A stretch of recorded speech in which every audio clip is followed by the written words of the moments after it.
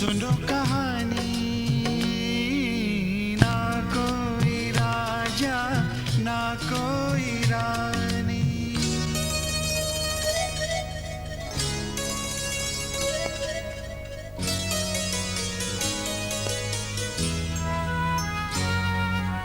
थोड़ा सा आकाश खुला है, थोड़ी सी माटी घोली है, जीते जागते इंसानों की मध्यम सांसों की बोली है। महका महका का पानी, सुनो कहानी, सुनो कहानी।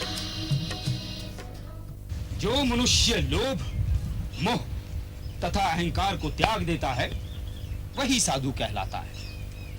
सच्चा साधु सदैव भगवान की भक्ति में लीन रहता है, अंत में वो वैकुंठ पाता है।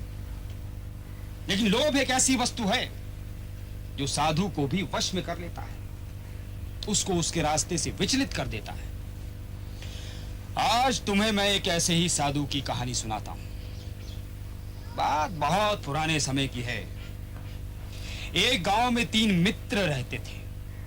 एक बार उन तीनों ने विचार किया कि अपनी कला का प्रदर्शन शहर जाकर किया जाए। तो ये विचार कर उन तीनों ने अपना अपना सामान बांधा और शहर की तरफ चल पड़े। अब जो शहर का रास्ता था वो घने जंगल से होकर जाता था। अचानक दूर उन्हें कुछ रोशनी का आभास हुआ। वो उस तरफ बढ़े। वहां जाकर उन्होंने क्या देखा? एक साधु अलाव जलाए तपस्या में लीन बैठा है। तीनों ने रात वहीं बिताने का विचार कर साधु को जा दंडवत प्रणाम किया। प्रणाम साधु महाराज। तुम लोग कौन हो? यहाँ क्या करने आए? क्या मेरी तपस्या भंग करना चाहते हो? क्षमा करें महाराज, हमारा ऐसा कोई इरादा नहीं है। हाँ महाराज। हम तीनों मित्र हैं। मैं सुनार, ये दर्जी और ये बढ़ई है। तीनों जीविका कमाने के इरादे से शहर जा रहे थे। रास्ता भटक गए। आपको देखा तो हौसला आया। मुझसे क्या चाहते हो? एक रात का आसरा चाहते हैं महाराज। प्रातः होते ही हम शहर की ओर चल देंगे। मुझे तुम लोग ईमानदार आदमी लगते हो। तुम यहाँ रह सकते हो। आपका बहुत बहुत धन्यवाद महाराज। लेकिन मेरी एक शर्त है। बोलिए महाराज। कुछ समय बाद मैं अपनी तपस्या में लीन हो जाऊंगा। तुम तीनों को बारी बारी से जागकर इस अलाव का ध्यान रखना होगा। अलाव बुझने ना पाए, इसमें बराबर लकड़ियां डालते रहना। आप चिंता ना कीजिए महाराज। और सुनो, यहाँ आसपास जंगल में बहुत से जंगली जानवर हैं, परंतु इस धूनी के निकट कोई नहीं आ सकता। फिर ठीक है महाराज। तो ठीक है, मैं अपने भगवान से लौ लगाता हूं।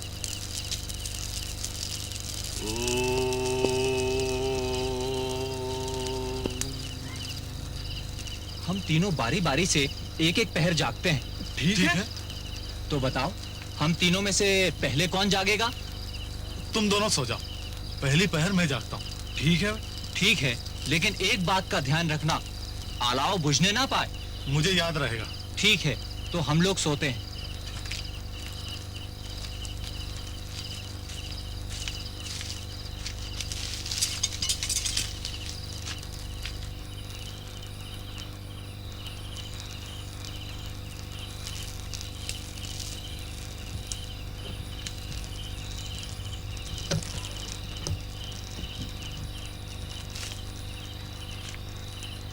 ओह, कितनी सुंदर लकड़ी है। मैं चाहूं तो इसकी सुंदर सी मूर्ति बना सकता हूं। चलो बनाता हूं।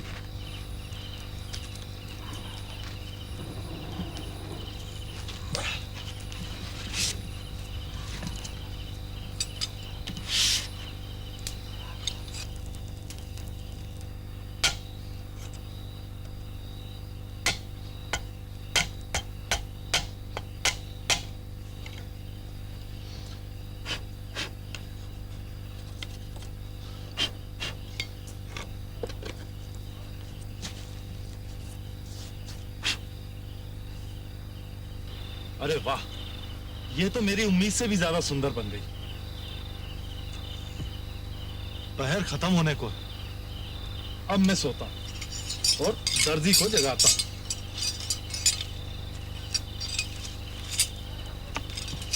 अरे भाई, ओ भाई, उठो, अब तुम्हारी बारी है। दूसरा पहर शुरू हो गया क्या? हाँ, ठीक है भाई, अब तुम सो जाओ, मैं जागता हूँ। अलाव का ध्यान रखना। रखूंगा। जल्दी जल्दी प्रातः हो तो चले शहर को।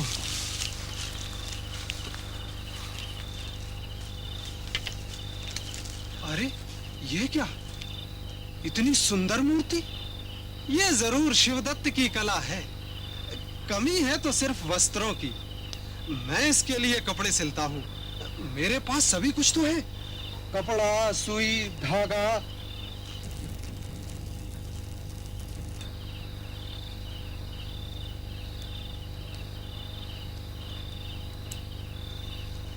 लगता है तीसरा पहर शुरू हो गया है। अब बारी है फकीर चंद की। भैया फकीर चंद,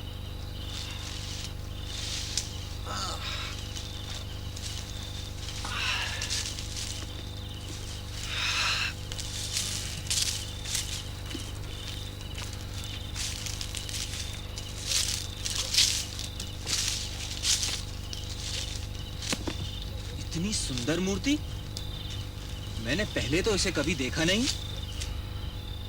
समझ गया, इन दोनों ने अपनी कला का प्रदर्शन किया है, मगर इसमें एक कमी है, उसे मैं पूरी करूंगा।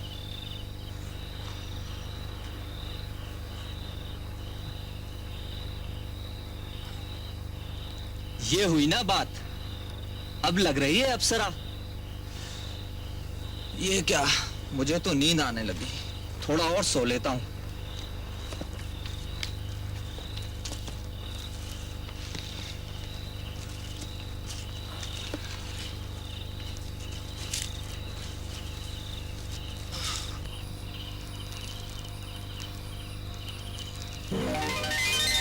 सुंदर, अति सुंदर। ये इन तीनों की करामात लगती है। यदि इसमें जान पड़ जाए तो इससे सुंदर नारी इस पृथ्वी पर होना असंभव है।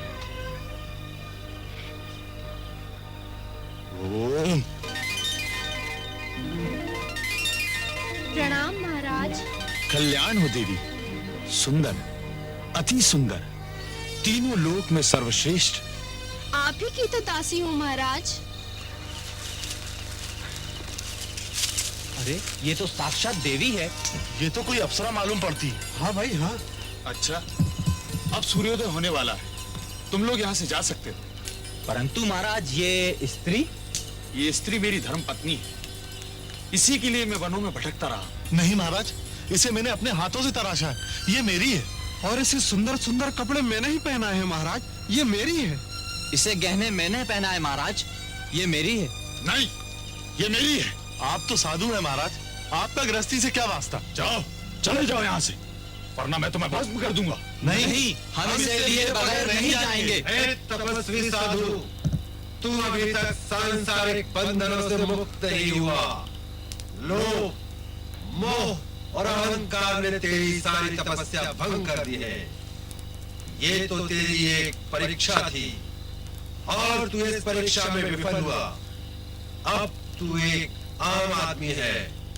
तो सज्जनों, इस प्रकार उस मूर्ख साधु ने अपनी सारी तपस्या को व्यर्थ कर दिया। लीजिए महाराज, ये तुच्छ भेंट स्वीकार कीजिए। मूर्ख, तुम अभी भी नहीं समझे? हम धन को छूना भी पाप समझते हैं। धन से हमें सख्त घृणा है, इसे हमारे से दूर रखो। ये धन हमारे चेले सुखानंद के हवाले कर दो। सुखानंद। जी महाराज। बैठ जाओ, बैठ जाओ। हाँ तो सज्जनों, अब बात धन की हो रही है। जितना भी धन इकट्ठा होता है, बद्रीनाथ पहुंचा दिया जाता है। समझ गए आप लोग?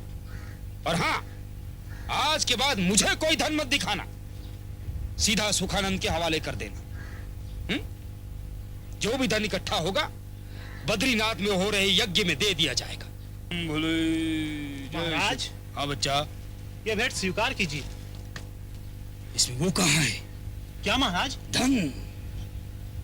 पर वह तो आप कह रहे थे। जय भोलेनाथ। बच्चा, हम तो कहते हैं, हमें तो कहना है, सोचना तो तुम्हें है बच्चा। धन के बिना दान नहीं लगता, इसमें कुछ डालो। हमें मत दिखाना, सुखानंद के हवाले कर दो। कितने हैं? 21 है महाराज। चलेगा। जय भोलेनाथ, जय भोलेनाथ। सुखी रहो बच्चा, सुखी रहो। महाराज, क्या समस्या है बच्चा? महाराज थोड़ी राज की बात है, आपसे अकेले में करना चाहता हूँ। अकेले में? अकेले में क्यों? बात ही कुछ ऐसी है महाराज। हम अकेले में किसी से बात नहीं करते। हम साधु हैं, कोई सिपाही नहीं। जो भी बात करनी है सबके सामने खुलकर कहो। धन्य है महाराज, धन्य है। जल्दी बोलो। महाराज, मैं इस नगर का निवासी नहीं हूँ। मैं रातीबल का रहने वाला एक छोटा सा व्यापारी हूँ। व्यापार करने के विचार से इस नगर में आया था। रास्ते में चोरों ने मुझे घेर लिया। घोर पाप, घोर पाप। और महाराज सारा सामान मेरा लूट लिया। महाराज, थोड़े से धन की एक थैली मैंने छिपा ली और जान बचाकर भागा। महाराज, इस धन के अलावा मेरे पास कुछ नहीं। 2 महीने बाद मेरी बेटी की शादी है। सोचता हूँ अगर ये धन भी चोरी चला गया तो फिर मेरे पास क्या रहेगा। इसलिए आपसे प्रार्थना है महाराज कि ये धन की थैली आप अपने पास रख लीजिए। मुझे विश्वास है महाराज, मेरा धन आपके पास सुरक्षित रहेगा। विश्वास के बच्चे, तूने हमें समझ कर रखा है खजांची, जो हम तुम्हारे धन की रक्षा करें। साधुओं से ऐसी बात करता है तू, हम तुझे श्राप देंगे। क्षमा कीजिए महाराज, महाराज क्षमा कीजिए। सुखानंद, इसे धक्के मारकर बाहर निकाल दो। ये पापी है, घोर पापी। नहीं महाराज, नहीं महाराज।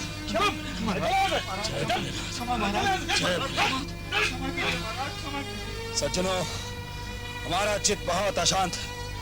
आज का सत्संग यही समाप्त किया जाता है। जाओ। जय भोलेनाथ।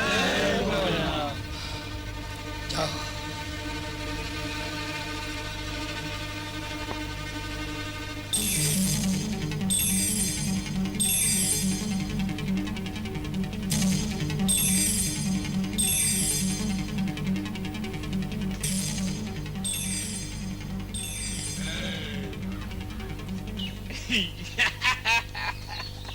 क्या नाम है बच्चा तुम्हारा? मेरा नाम गणपत है। गणपत भैया, हो गया ना बंटा दाल। हाँ भैया, साधु महाराज ने कहा खुले में बात करो, सबके सामने। खुले में बात की तो धक्के मारकर बाहर निकलवा दिया। अभी भी नहीं समझे?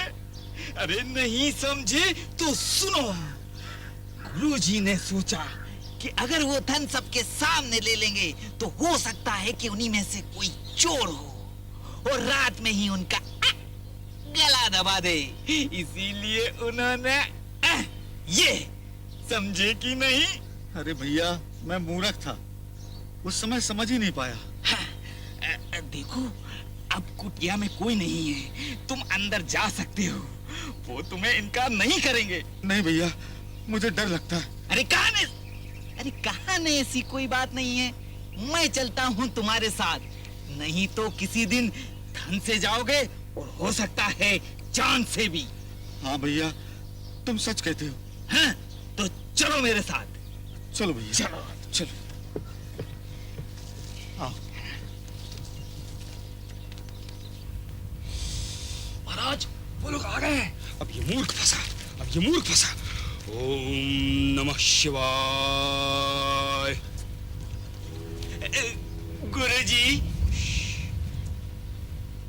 ये मूर्ख फिर यहाँ आ गया। गुरुजी, इसने अपनी भूल स्वीकार कर ली है। महाराज, मेरी सहायता कीजिए। महाराज, महाराज क्षमा कीजिए। अरे मूर्ख, हम ऐसे वैसे अरे गहरे नत्थू खरे साधु नहीं है। गुरुजी, गुस्सा थूकिए और इस बेचारे की सहायता कीजिए। इस गांव में इसका कोई नहीं है। ये तो और भी अच्छा हो गया। अच्छा बेटा, निकाल धन। जी महाराज, जी महाराज। हट, पीछे हट। अरे, इससे हमें सख्त नफरत है। भाई को भाई से, बेटे को बाप से, बहू को सास से, गुरु को चेले से अलग कर देता है। अलग। भोलानंद।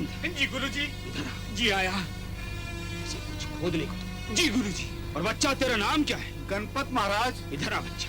जी महाराज। देख, मेरे पीछे एक पेड़ है। जी महाराज। इसके नीचे कहीं गड्ढा खोद, उसमें अपना धन गाड़ दे। और जब जी चाहे निकाल कर ले जा। जी महाराज। तेरे धन की रक्षा हो। मेरा धन, मेरा धन, तेरा धन, मेरा धन अलग। ये लो तब्बल, धन। तो शुरू हो जाओ। जी। जा। धन्य महाराज, धन्य महाराज, धन्य।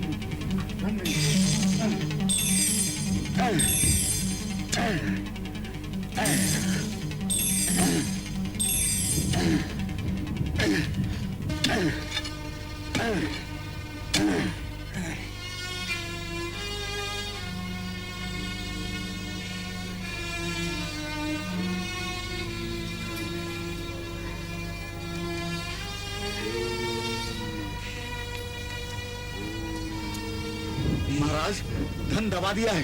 दबा दिया तो बच्चा जाओ, निश्चिंत होकर सो जाओ। जब चाहो आकर ले जाना। धन्य महाराज। जीते रहो बच्चे। धन्य महाराज, धन्य। जाओ। धन्य महाराज। सुखानंद खुलानंद। जी गुरुजी। वाह बेटा वाह, तुम्हारा जवाब नहीं। गुरु तो गुरु, यहाँ तो चेले भी गुड़ हो गए। तो गुरुजी निकाले धन। मूर्खो, अभी नहीं। अगर वो वापिस आ गया तो हो जाएगा कल्याण। आज करो विश्राम, कल लेकर ईश्वर का नाम। कर दो धन का काम तमाम। जय भोलेनाथ। सारा दिन भीख मांगो, मंदिर में हेरा फेरी करो, ये भी कोई बात है?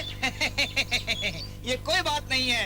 अब सहन नहीं जाता है। इसका कोई ना कोई इलाज ढूंढना पड़ेगा। खुलानंद, हाँ, जरा मेरे पास आओ। अभी आया। जल्दी आओ। ये लो।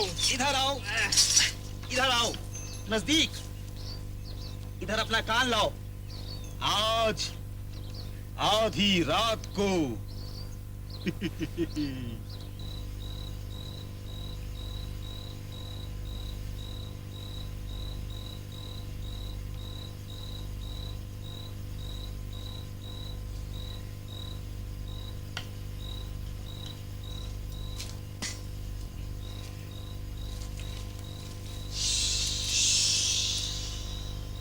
धन यही गवा है। हाँ, खोदना शुरू करें। ठीक है, ला, मुझे तू सप्पल दे। ये ले। अरे ये क्या कर रहा है यार? ये अपना हाथ तो जरा हटा। मेरा हाथ तो मेरे पास है, पर तू अपना हाथ तो हटा मेरे कंधे से। मेरा हाथ। हाँ। तेरा कंधा। ये क्या है?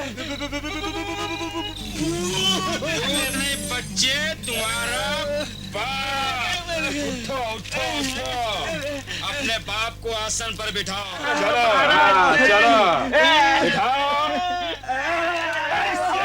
तो बच्चे, तुमने सोचा साधु बाबा तो गए पड़ोस के गांव, अब 2-4 दिन तो लौटेंगे नहीं। अच्छा मौका है, सारा धन समेटो और चलते बनो। लेकिन बच्चे, मैंने भी कच्ची गोलियां नहीं खेली हैं। मैं सुबह से ही समझ गया था कि तुम दोनों की नीयत ठीक नहीं है, इसीलिए शाम से पेड़ पर चढ़कर बैठ गया। शाम से? हाँ, शाम से। बेटा, गुरु को चकमा देने चले थे। हाँ, गुरु को चकमा देने चले थे। मैं तो तुम्हारी टांगें चकमा देता। तुम्हारी टांगें।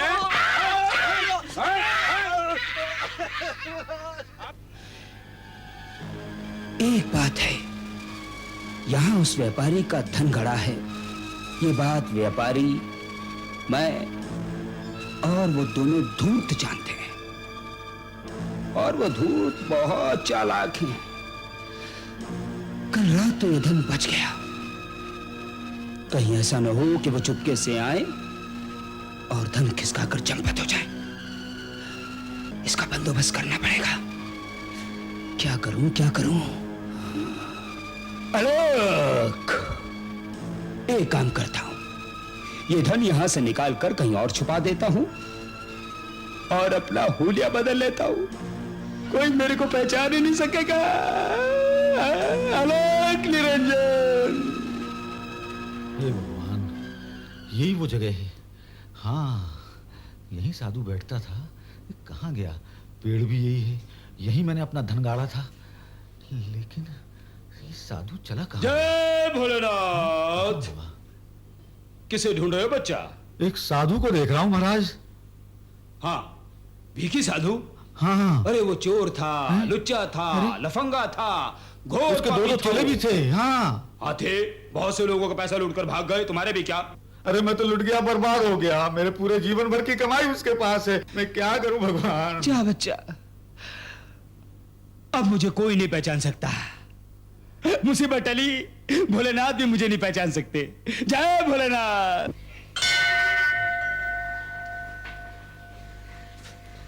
प्रसाद लेना भैया? हाँ परदेसी जान पड़ते हो?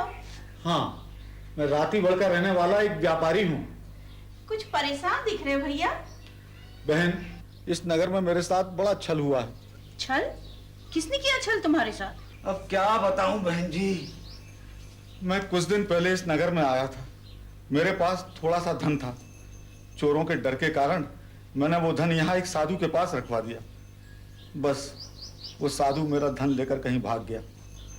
अब मेरी बिटिया की शादी कैसे होगी? और उस साधु की जगह एक नया साधु वहां आ गया है। कौन? वो काना साधु? हाँ वही। अरे भैया, तुम तो धोखा खा गए। ये काना साधु वही है जिसे तुमने धन दिया था। लेकिन उसकी एक आंख फूट गई। अच्छा। और वो तुम्हारा धन देने से इनकार कर रहा है। हाँ बहन जी। सुनो, मैं तुम्हारा धन दिला सकती हूँ। वो कैसे? हम दोनों को मिलकर एक नाटक करना होगा। नाटक?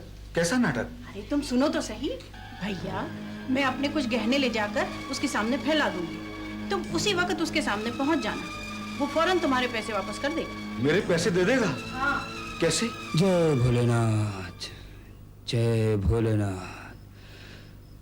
प्रणाम साधु महाराज। कल्याण हो देवी, तेरा सुहाग बना रहे। महाराज, मैं आपके पास एक खास काम से आई हूँ। बोलो देवी, मैं तुम्हारी क्या सेवा कर सकता हूँ? महाराज, मैं बड़ी दुविधा में हूँ।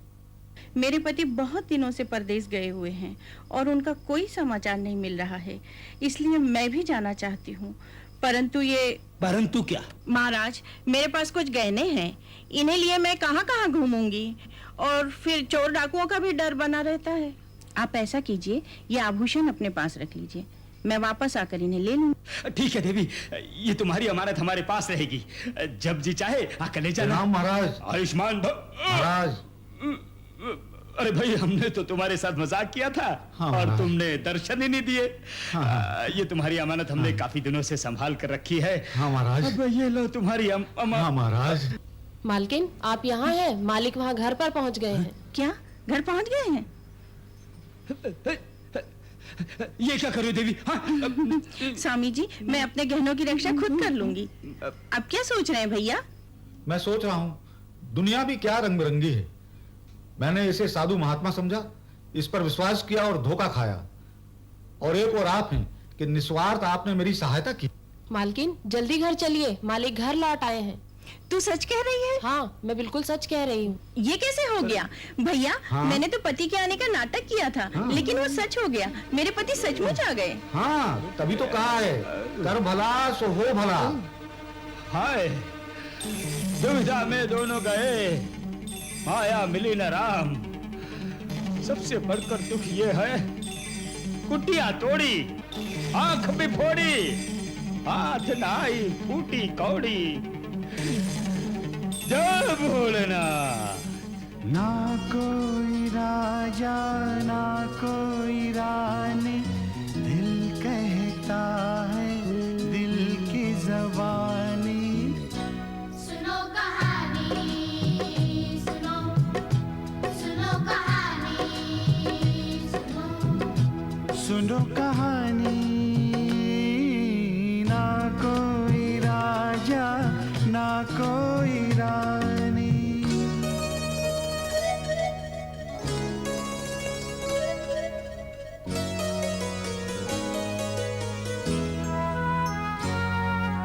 थोड़ा सा